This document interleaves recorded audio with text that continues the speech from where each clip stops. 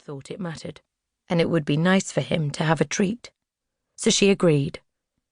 It was the last time she saw her firstborn. The next time the man came to the room, he was alone. She asked for Seb hundreds, thousands maybe, of times, but he just shook his head, refusing to say where her boy was. Once, he told her, "Don't worry, he's safe." But she didn't believe it. If a 3-year-old boy had suddenly appeared in his life, people would have asked where the child came from, who the mother was. There was no way he wanted those questions, so she thought she knew what had happened. The man had made the problem disappear. He'd taken her little boy and killed him, then disposed of his body somewhere it would never be found. Beside herself with grief, she'd lost weight, a lot of weight, enough that her skin grew loose, and she could almost see the shape of the bones in her arms and legs. But it didn't stop the man coming to the basement and gesturing to the bed in the corner with that curt little nod of his, then waiting for her to lie down and undress before he lay on top of her and did what he did, while she closed her eyes and waited for it to be over and for him to be back upstairs in his house where she didn't have to look at him. And of course, the thing she had feared most came to pass. Another child. She tried to stop it, tried to starve the baby to death inside her, but all that happened was she grew thinner and thinner herself, until the man figured out what was going on and forced her to eat. Why, she didn't know. Why he wanted the baby to be born was a mystery to her, but then most of what he did was a mystery to her. How could you understand a man who locked a 15-year-old girl in a basement for years, then stole her son?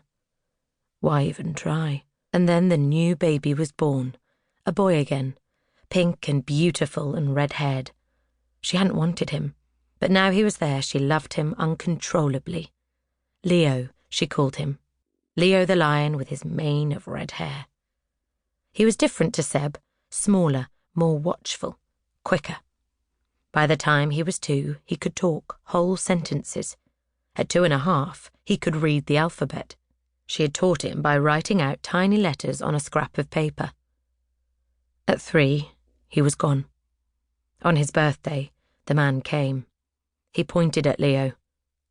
"Give him to me," he said. "No," she replied, "not this time."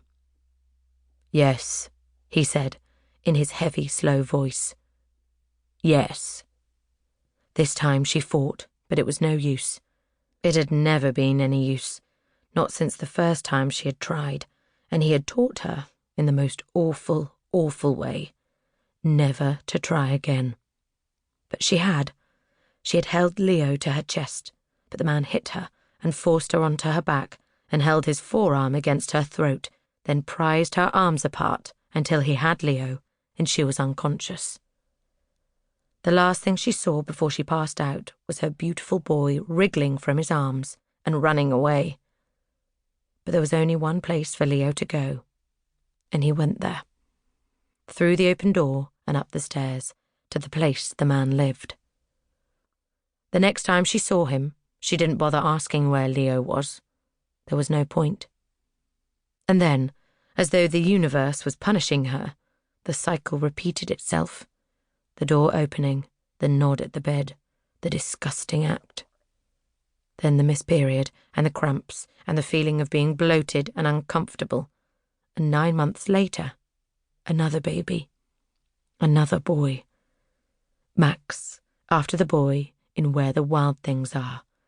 Max, the curly-haired, ever-smiling, bright-eyed button of joy, who she loved with an intensity that surpassed anything she had felt before, even with Seb and Leo, if only because since the day he had arrived, she had known she would only have 3 years with him. 3 short years into which she had to cram a lifetime of love. Max, who had turned 3 on Saturday, the 23rd of June. She looked at him, sleeping on the mattress they shared, spread-eagled on his back, mouth slightly open, and she shook her head. It couldn't happen again. It couldn't. But it would. She was powerless. The man would come and open the